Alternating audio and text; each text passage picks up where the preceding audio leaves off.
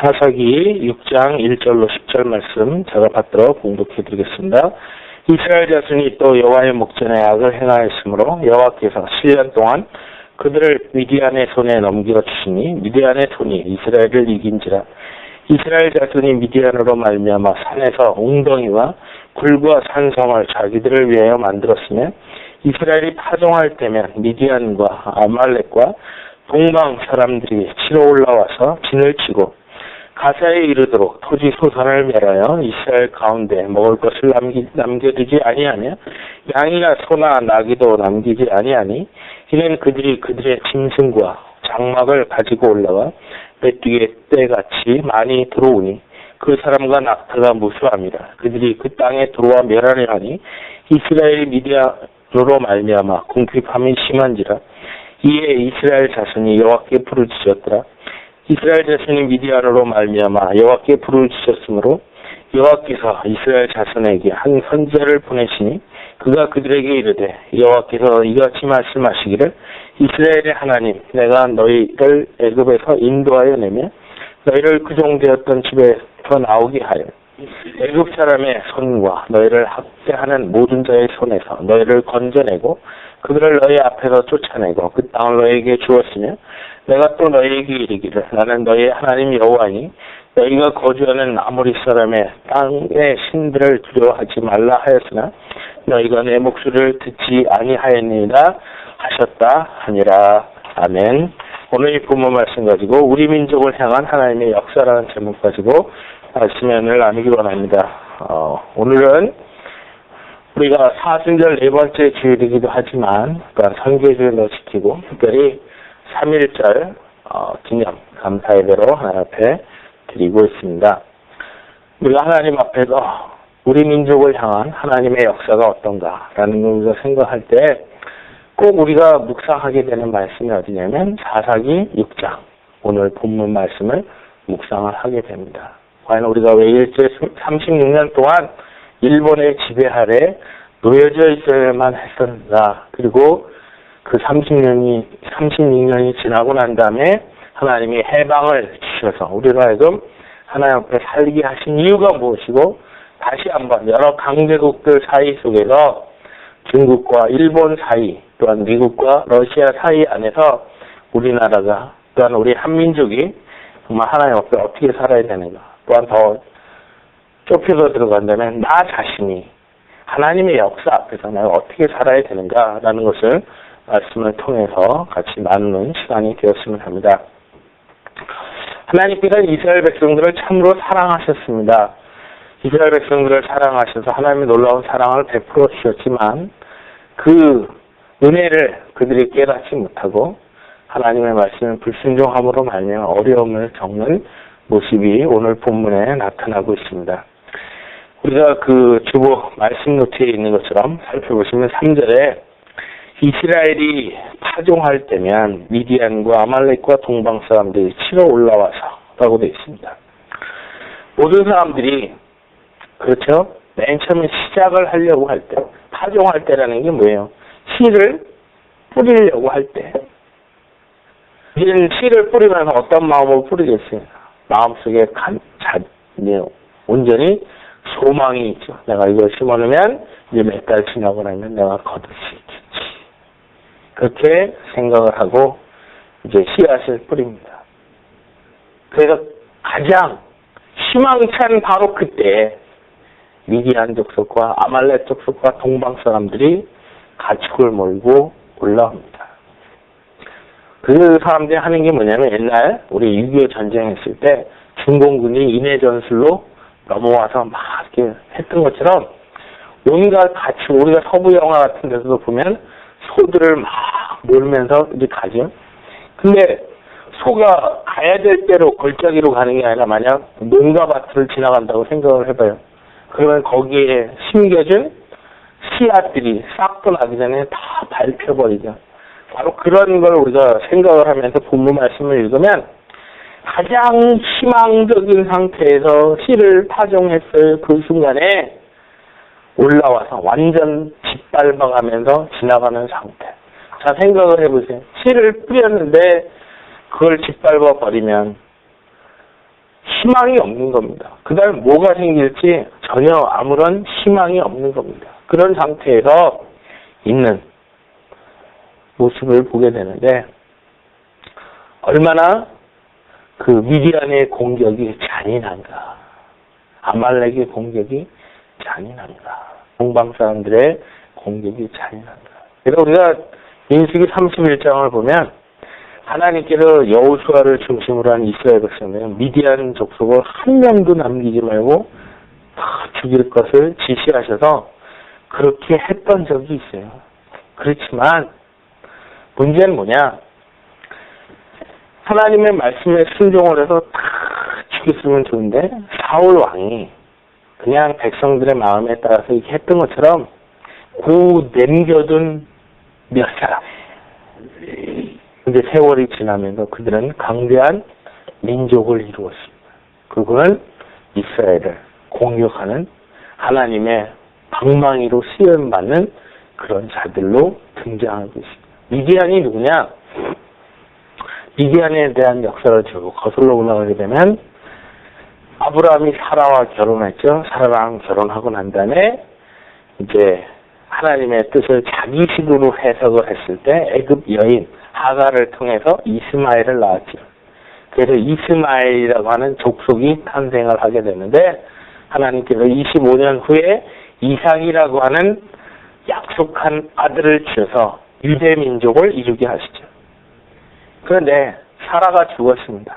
아브라함도 이제 나이가 먹었는데 그래도 애를 가질 수 없게끔 노쇠했던 몸이 다시 청춘이, 회춘이 돌아와서 그런지 세 번째 그 여인을 맞이합니다. 그 이름이 바로 구두라라고 하는 여인입니다.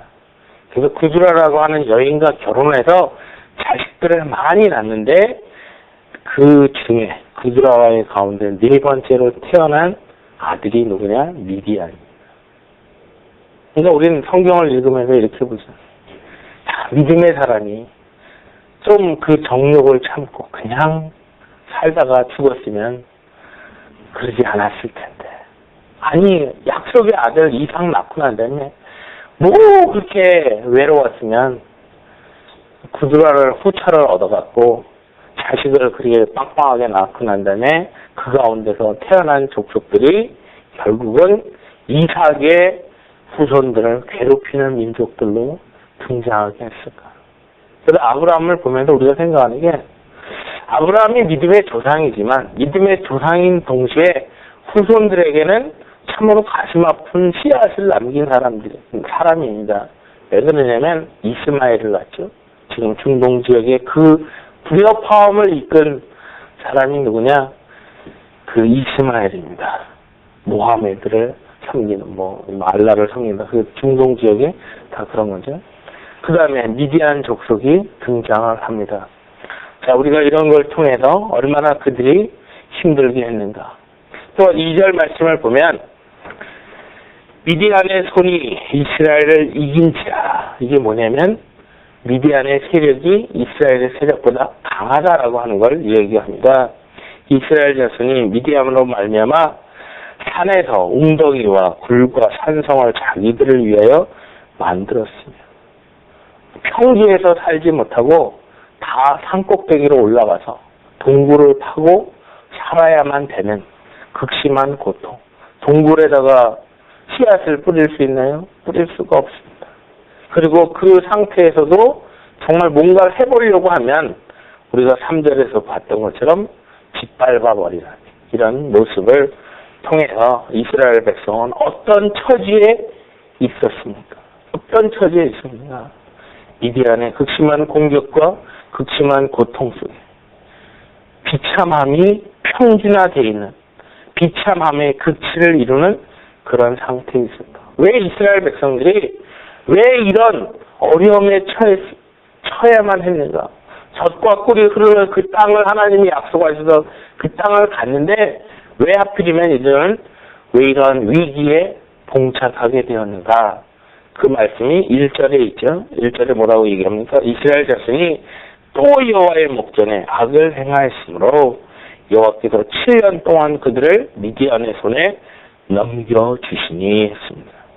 하나님이 미디안의 세력 앞에서 니네들이 한번 시달림을 당해봐라. 근데 기간이 있어요. 7년 동안. 이런 걸 보면 하나님의 사랑을 생각하면 이럽니다. 이건 속색있지? 내가 영원토록 네가 뒷밟힘을 당하라. 이러지 아니하시고 기간을 딱 정해주는 7년. 그 기간 동안. 물론 당하는 사람 입장에서는 7년이 엄청 깁니다. 그 7년 동안 하나님께서는 그렇지만 기간을 정해놓고 이 미디안의 속박을 당하게끔 하셨습니다. 그 이유가 뭐냐? 우리가 사사기 2장 19절로 22절 보면 제가 거기에 쭉 해놨죠. 네 가지 이유가 있습니다. 그 사사가 죽은 후에는 그들이 돌이켜 그들의 조상들보다 더욱 타락하여 다른 신들을 따라 섬기며 그들에게 절하고 그들의 행위와 패역한 길을 그치지 아니하였으므로. 왜 이런 위기가 닥쳤는가? 첫 번째는 그들이 타락을 했는데 자기들 조상들보다 더 타락을 합니다. 우리가 이런 거죠. 죄를 지면 죄 진 사람보다 내가 조금 덜 짓는 게 아니라 죄 짓는 걸 보면 언제나 플러스가 돼요. 죄 짓는 거에다 추가로 죄를 범해서 죄를 짓습니다. 그러니까 무슨 소리냐? 우리가 하나님 앞에 은혜를 입은 하나님의 백성들이 하나님 앞에 죄를 진다 그랬을 때 우리가 죄 그럼 뭐예요? 무엇이 선인지를 알면서도 행하지 않으면 그것이 죄다 그랬죠. 거기다가 우상 숭배합니다. 더하기. 그럼 불신앙. 이런 모습을 갖게 되죠. 그래서 막 계속 죄가 우리가 지금 계속 열왕기하 이제 말씀을 계속 통보하지만 보면 여로보암의 죄를 따라 하면서 쭉 흘러나가는 걸 보면 그 여로보암의 죄는 금송아지 세웠다는 거 하나입니다. 근데 그 뒤에 왕들은 여로보암이 금송아지 세운 거는 기본이고 플러스 거기에 추가적인 죄들을 계속 갖다 붙이면서 악한 죄 가운데 머물게 됩니다. 바로 우리가 하나님 앞에 범죄하게 될 때 범죄하는 상태 보면 그냥 옛날에 지은 죄나 지금 죄나 뭐 똑같은 거 아니냐. 그게 아니에요. 죄가 더 가중하면 가중하지 덜하지 않습니다. 우리가 그런 거를 우리가 생각을 하면서 여기 보면 더욱 타락하여 뭘 했냐. 다른 신들을 따라 섬기며 그들에게 절하고 그들을 예배했습니다. 하나님을 예배해야 되는데 그들 이방 신들을 예배했어요. 그리고는 그들의 행위와 퇴역한 길을 그치지 아니했다. 다시 말하면 그들이 가는 길로 갔다라고 하는 거죠. 그게 첫 번째, 그들이 위기를 어떤 그 어려움에 처하게 된 첫 번째 이유예요. 두 번째는 여호와께서 이스라엘에게 진노하여 이르시되 이 백성이 내가 그들의 조상들에게 명령한 언약을 어기고 나의 목소리를 순종하지 아니하였으니 우상신을 쫓아가느라고 하나님의 말씀을 순종하지 않는 죄에 빠지게 되었습니다. 그 다음에 세 번째는 나도 여호수아가 죽을 때 남겨둔 이방 민족들을 다시는 그들 앞에서 하나도 쫓아내지 아니하리니. 우리가 여호수아가 이 가나안 땅을 정복하게 될 때 여호수아가 힘이 좋아서 정복한 게 아니에요. 하나님의 은혜였습니다. 그래서 우리는 얘기하기를 거룩한 전쟁, 성전이라고 이야기합니다. 가나안 정복에 대한 거를. 그런데 그때 남겨둔 것에 대해서 하나님께서 그냥 남겨두어서 그들을 통해서 결국은 어렵게 만들겠다라고 하는 것을 얘기하죠. 네 번째는 이스라엘이 그들의 조상들이 지킨 것 같이 나 여호와의 도를 지켜 행하나 아니하나 그들을 시험하려 하니라. 하나님께서 얘네들을 그냥 자유롭게 놔두니까 우상을 섬기고 내 말에 순종하지도 아니하고 그리고 정말 하나님께서 하라고 하는 그 사명에도 집중하지 아니하고 그러니까 하나님께서 이제부터 내가 이걸 옆에다 두고 하나하나를 내가 봐야 되겠다 이렇게 가시는 거죠. 그러니까 우리가 이런 말씀을 보면서 정말 하나님 앞에서 참 우리가 여호와를 떠나 사는 것이 얼마나 어려운 일이 되는가라고 하는 것을 우리가 분명히 알아야 됩니다. 우리가 이제 성경적 배경이 그렇다. 우리랑 적용을 해서 보겠습니다. 우리에게 왜 어떤 위기가 찾아오는가? 이 네 가지 범주에서 벗어나지 않습니다. 똑같습니다. 우리가 하나님 앞에서 나에게 하나님이 주신 바 은혜가 있어요. 그러면 그 은혜를 깨달으면 계속 감사가 나오는데 나한테 주어진 풍요로움 때문에 나에게 주어진 어떤 좋은 환경 때문에 하나님의 은혜를 잊어버립니다. 그리고는 그 눈에 보이는 것들을 쫓아갑니다. 그것들을 예배합니다. 그래서 하나님께서 맨 처음에 딱 거기에 대한 징계에 대한 것을 딱 드시려고 할 때 물질을 섬기느라고 하나님을 버렸다 그러면 물질을 쳐버립니다. 그 다음에 명예를 쫓느라고 하나님을 버렸다는 명예 부분에 대해서 무너뜨려버립니다. 내가 어떤 권세 부분에 대해서 했다 그러면 권세 부분을 과감히 쳐버립니다. 왜? 그래야만 사람은 내가 쫓은 게 허풍성이다라는 걸 아니까 하나님께로 돌아옵니다. 과연 그런 지금 이스라엘 백성들이 추구했던 건 뭐냐? 여태까지 40년 동안 광야 생활했어요. 그리고 이제 땅을 차지하게 되었단 말이에요. 차지하게 되니까 여기서 어떻게 살 수 있을까? 그리고 옆에 이웃들을 보니까 그 사람들이 뭘 해요? 기우제를 드립니다. 어떤 하늘 신에다가 제사를 드리면서 비가 오게 해주세요. 뭐 이런 걸 한단 말이에요.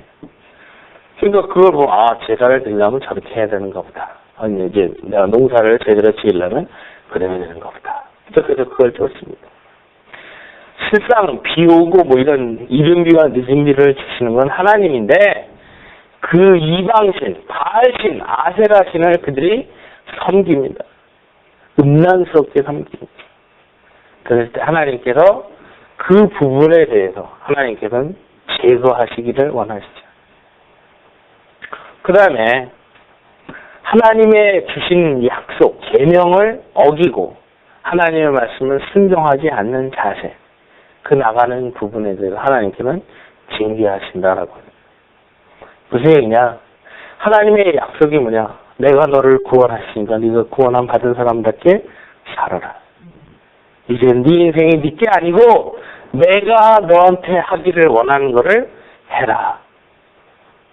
하는 거에 순종하기를 하나님 원하시는데 순종하지 아니하고 아직까지도 구원함 받았음에도 불구하고 옛사람의 정욕대로 그래도 우리가 부자가 돼야 그래도 물질이 있어야 그래도 높은 자리에 올라가야 복음이 효과적으로 전해지지 않겠는가. 그건 우리 생각이에요. 그리고 점점 뭘 추구해요? 명예를 추구합니다. 권세를 추구합니다. 물질을 추구합니다. 그러니까 예수를 믿으나 안 믿으나 추구하는 게 똑같아요. 그냥 말로만 나 예수 믿어라고 하는 거지 추구하는 건 똑같아요. 목적이 똑같아요. 한번 나중에 종합적으로 설교를 하겠지만 우리 시청자들 가만 생각해 보십시오. 자신의 아내를 빼앗겼던 사람, 우리아죠. 예? 과연 그 우리아라는 사람이 어떤 사람인가 하는 걸 우리가 한번 생각해 보자고요. 우리아라는 사람, 뭐 잠깐 말씀드립니다. 우리아라는 사람이 어떤 사람인가? 생각해 보세요. 지금 국가를 위해서 전쟁터에 나가서 열심히 전쟁을 하는 충성된 용사입니다. 그리고 다윗이 자기의 죄를 감추기 위해서 우리아를 불러들였어요. 불러들인 집에 가서 자아 그랬어요. 그때 뭐라고 했냐면 그 당시엔 전쟁을 할 때 뭐예요? 하나님의 언약궤가 먼저가 있었죠. 그러니까 지금 언약궤가 어디 있어요? 본 성 안에 있는 게 아니라 바깥에 가 있어요. 전쟁터에 있단 말이에요. 다시 말하면 하나님이 지금 바깥에서 우리를 위해 싸우고 계시는데 내가 요구하는 와이프랑 잔다? 용납할 수 없다. 하나님께 대한 신앙이 있었죠. 두 번째는 뭐냐? 내 동료들이 지금 전쟁터에 싸우고 있어요. 그죠? 근데 내가 특히 입었다 나 집에 가서 잔다? 그러면 생각을 해보세요. 지금 우리나라에서 많이 그런 나오는 참, 무슨, 부잣집 아들이라고, 재벌이라고, 무슨 장관의 자식이라고, 군대를 안 갔다, 혜택을 입었다. 그거 갖고 말들이 많은데, 우리 아가 와서 집에 와서 잤다. 그러면 남편들, 아들들 다 전장터에 내놓고 있는 아내들이나 엄마들이 뭐라고 생각하겠어요? 우리 아이에 대해서 어떻게 생각을 하겠습니까? 왕의 혜택을 저놈은 어떻게 해서 입었나. 그래서 그 가운데 내분이 생길 수 있죠. 다윗도 생각하지 않았던 그 부분을 염두에 두었던 우리야. 그죠? 그리고 정말 나라 걱정을 위해서 성을 지키는 문지기들하고 같이 거기서 잘 지한다. 술이 취했는데도 다윗이 너무너무 이제 다급하니까 막 술을 취해갖고 했는데도 자기 집에 가지 않냐고 성지기들하고 같이 자면서 있었던 사람이에요. 근데 그 사람에게 주어진 결과는 뭐입니까? 죽음이었어요. 그럼 우리가 그런 거 생각하면서 아니 하나님을 그렇게 잘 믿으면 뭐하고 나를 그렇게 사랑하면 뭐하고 의리가 있으면 뭐하냐 죽는데. 근데 그게 아니에요. 마태복음 1장에 오면 예수님 족보가 나오죠. 거기에 보면 뭐라 그래? 바세바에게서 솔로몬을 낳고 그렇게 얘기하지 않냐고 우리아의 아내에게서 하면서 우리아의 이름이 등장을 해요. 다시 말하면 무슨 얘기냐? 메시아의 족보 가운데 하나님은 우리아라고 하는 사람을 잊지 않으셨다라고 하는 거죠. 우리 신앙의 모습은 바로 그런 모습이어야 되는데 우리는 그것이 아니라 내가 무엇을 사서 행으로 말미암아 당연히 내가 어떤 사람이 되어야 되는데. 제가 요즘 40여 기간 동안 말씀 묵상하면서 너무너무 저 자신도 그렇고 가슴이 찢어지게 아픈 게 뭐냐면 우리는 예수를 믿노라 하면서 너무너무 어떤 봤을 때 보기 좋은 것을 추구하는 자의 모습이 우리 가운데 너무나 많습니다. 예를 들면 목사가 되면 하나같이 나는 바울이 될 것이야. 바울 같은 주의 종이 될 것이야. 다 그렇게 얘기해. 나 바나바처럼 되고 싶어. 근데 난 찾아보기가 힘들어. 다 예수님처럼 되려고 그래요. 세례 요한처럼 되고자 하는 사람 아무도 없어. 다 다윗처럼 되려고 해요. 우리아처럼 정말 나를 사랑하고 하나님을 사랑하는 그런 자세로 살려고 하는 사람 찾아보기가 쉽습니다.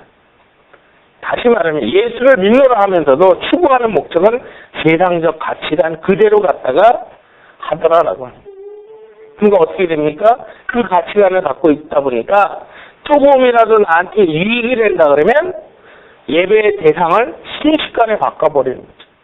하나님이 아니라 세상이 뭔가 나한테 뭔가를 주는 것 같다 그러면 내가 추구하는 게 언제나 탑, 내가 언제나 추구하는 게 1등이고 내가 언제나 추구하는 게 가장 좋은 것을 추구하기 원하다 보니까 그러니까 세상이 가장 좋은 걸 줄 것 같아요.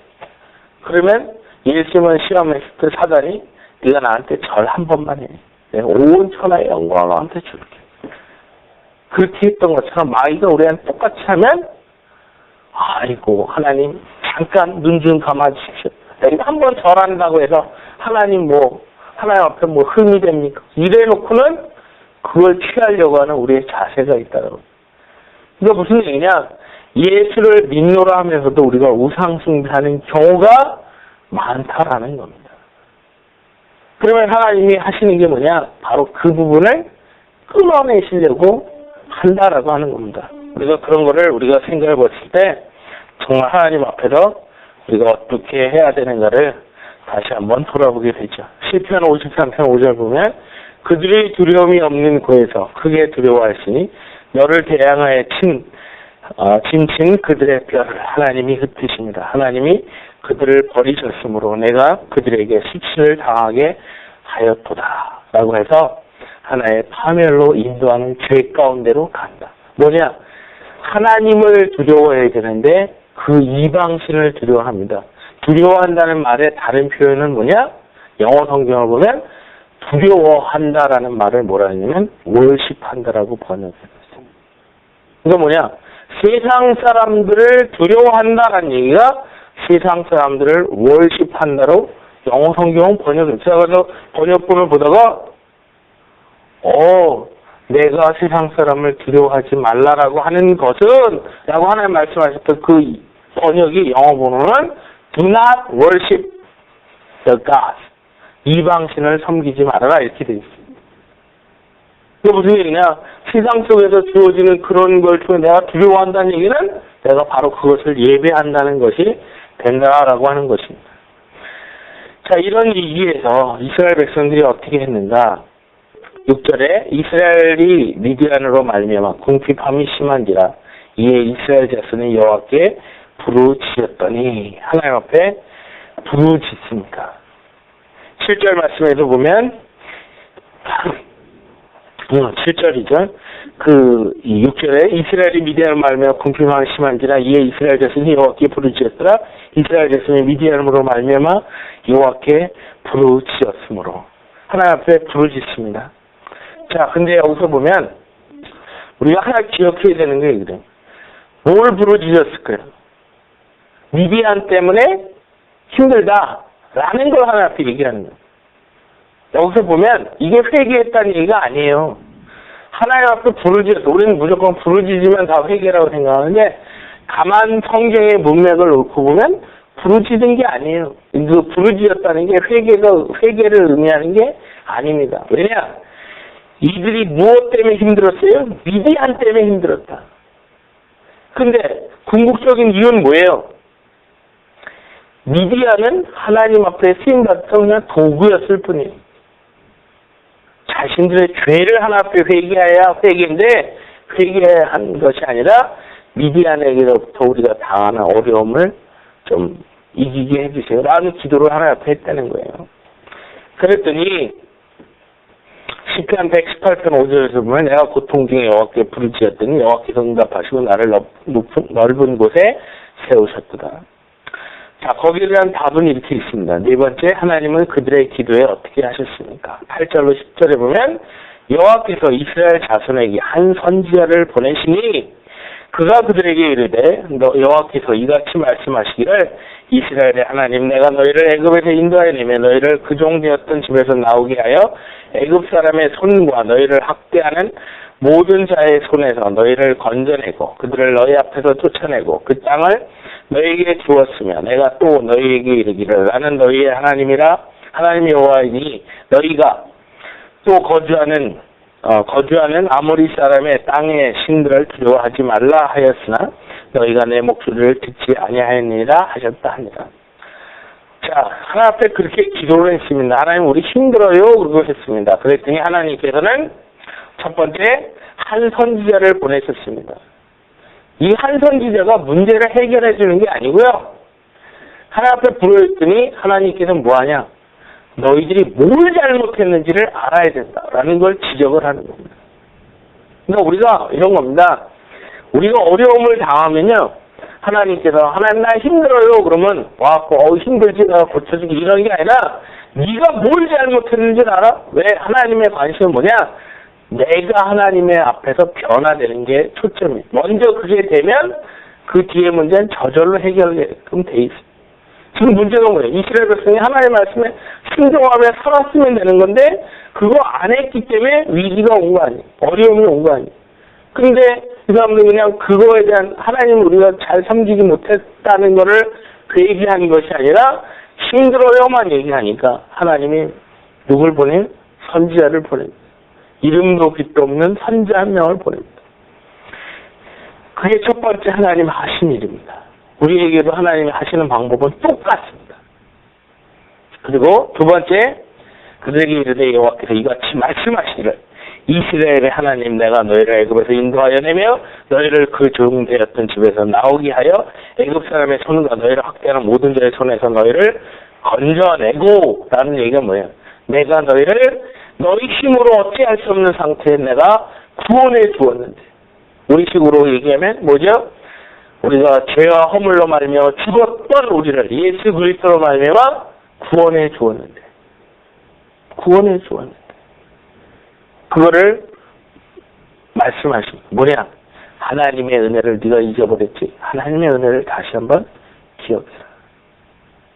우리는 많은 어려움이 생기면 당장 그 문제만 어떻게 묘면하고 지나가려고 할 때가 많습니다. 그런데 하나님은 내가 너하고 어떤 관계인 줄 아니? 내가 너에게 구원을 베풀어준 하나님이야. 그거를 다시 기억해라라고 하는 걸 이야기합니다. 그다음에 세 번째는 뭐냐? 그들을 너희 앞에서 쫓아내고 그 땅을 너에게 주었으며 무엇 했어요? 가나안 땅을 내쫓고 가나안 땅을 하나님이 허락하셨어요. 젖과 꿀이 흐르는 땅을 주었습니다. 우리에게는 하나님이 어떻게 했습니까? 우리로 하여금 예수 그리스도로 말하며 구원함 받게 하고 난 다음에 이제 니네 마음대로 살아. 그렇지? 우리로 하여금 너희는 왕 같은 제사장이요. 너희는 세상의 빛이요. 너희는 세상의 소금이다. 너희는 제사장 역할을 감당해야 돼. 라고 우리에게 맡겨주었습니다. 우리가 왕노릇 해야 된다라고 말씀하셨어요. 왕노릇 한다는 게 뭐예요? 증인 역할을 하는 겁니다.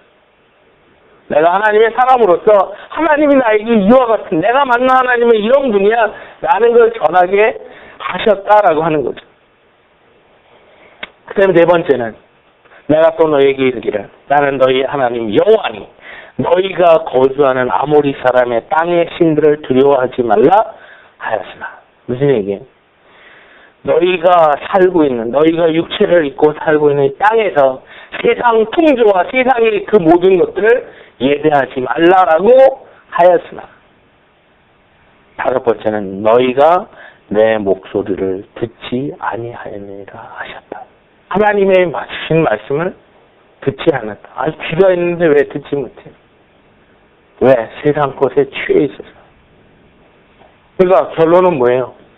8절에서부터 10절까지 얘기는 너희들의 그 죄를 하나님 앞에 회개해라. 하나님의 은혜를 우리가 잃어버렸었네요. 하나님이 우리에게 주신 바 사명을 잃어버렸네요.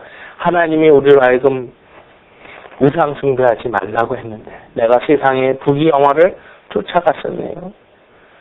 또한 내가 하나님이 우리에게 여러 가지 경로를 통해서 말씀을 주셨구만 내가 듣지 않았네요. 그 죄를 회개하라. 그걸 위해서 한 선지자를 하나님이 보내주셨습니다. 그러고 난 다음에 뒤에 가서 보면 기드온이라고 하는 사사를 들어서 미디안을 진멸하시는 그런 내용이 이제 등장하게 되죠. 우리가 이런 걸 통해서 과연 하나님께서 우리나라가 정말 조선시대를 거쳐가면서 쭉 이런 하나님 앞에 우상 숭배하는 그런 모습들로 갔을 때 일본을 통해서 그 지배하에 놓이게 되었고 그 가운데 압박을 받고 독립을 위해 사람들이 부르짖으며 하나님 힘들어요. 우리 하나님 앞에 기도했습니다. 그럴 때 하나님께서는 사람들로 하여금 우리가 하나님 앞에 회개하고 돌아가야 된다라는 사실을 말씀을 주셨어요. 그래서 그 회개를 하고 돌아왔을 때 하나님께서는 우리나라가 독립국가로 설 수 있는 은혜를 베풀어 주셨습니다. 그런데 지금에 와서 우리는 또 어떻습니까? 또 편안해요. 또 자유해요. 그래서 하나님을 두려워하는 게 아니라 내 방법대로 또 세상적인 방법에 의해서 살려고 하는 그런 모습 속에서 그래서 또 중국과 일본 사이 틈바구니에 그 틀 안에서 또 하나의 경제 식민지로 전락될 수밖에 없는 그런 상황 속에서 또 하나님께서는 우리에게 은혜를 주셔서 정말 우리가 국가를 위해 기도하게 하시고 또한 다시 한번 우리나라에 또 한 번의 기회를 그렇게 주시는 그런 모습들을 우리가 보게끔 됩니다. 또 우리들 자신을 향해서도 하나님이 똑같이 말씀, 우리에게 주어진 어려움이 있다. 내가 왜 힘들까? 내가 다른 사람 보면 저 사람은 안 힘든데 왜 나는 내가 왜 힘들까? 근데 그 힘든 이유는 하나님께 있는 게 아니에요. 나한테 있습니다. 힘든 이유는 나한테. 그러면 하나님 앞에 나 힘들어요. 그러면 하나님께서는 우리에게 누굴 보내느냐? 선지자를 세웁니다. 그리고 하나님의 사랑을 다시 한번 깨우치게 하시고 사명이 어땠는가를 얘기하시고 그리고 네가 잘못된 대상을 예배할 것에 대해서 금했다라고 하는 것을 하면서 거기에 대해 불순종했다라고 하는 것을 우리가 알고 회개하기를 원하신다라고 하는 겁니다. 우리가 그런 순서로 그래서 우리가 언제나 보면 그래요. 내가 별것 아니라고 생각하는 그 조그만 그 부분이 결국 우리에게 주는 엄청난 어려움을 끼치는 그런 내용을 보게 됩니다. 우리가 이런 걸 통해서 다시 한번 그 하나님 앞에서 우리 자신을 돌아보는 것이 얼마나 중요한가 하는 것을 생각하면서 하나님 정말 내가 주님 앞에서 주님이 우리에게 주신 그 은혜 잊지 않고 살겠습니다. 나에게 주신 사명 잊지 않고 살겠습니다. 하는 그런 마음가짐을 우리가 가져야 될 줄 압니다. 우리에게 주신 사명이 무엇입니까? 내가 만난 예수 그리스도를 증거하는 거예요. 내가 만난 예수 그리스도를 이웃들과 함께 나누는 것입니다. 그 사랑을 고백하는 겁니다. 왜냐? 내가 고백하지 않으면 사람들은 내 주변에 있는 사람이 내가 예수 믿는 사람인지 모릅니다. 그러면 어떻게 자연스럽게 세상이 가자는 대로 흘러가게끔 돼 있습니다. 나 소금이다라고 하는 자기 아이덴티티를 드러내지 않으면 나는 빛이다라고 하는 빛이 자기 아이덴티티를 드러내지 않으면 어떻게 돼요? 아이덴티티를 드러내지 않는다는 건 뭐예요?